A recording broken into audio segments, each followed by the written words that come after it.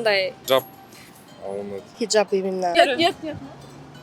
Жок, билбейм. Кыргызстанда адамдын жүзүн жапкан кийимдерди кийүүгө тыюу салуу сунушталууда. Муфтият буга үн катып, хиджаб менен жоолук салууга тыюу салынбагандыгын белгиледи.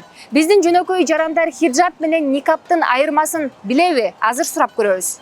Никап ал бетин жабат, а хиджаб Хиджаб деген бул аялдын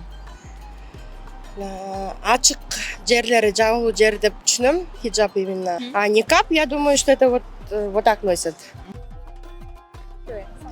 Хиджаб деген эмне? Хиджаб жөн эле жоолук болсо керек, кадимки эле биздин кыздар салынган. А никап деген жана бетин кошото салган. Никап менен хиджабтын айырмасын билесиздерби? Нет. Кандай? Никап жана мындай жабылчу эле. Хиджаб болсо только эле мындай эле анын бети жабылбайт да. Айырмасын билесизби?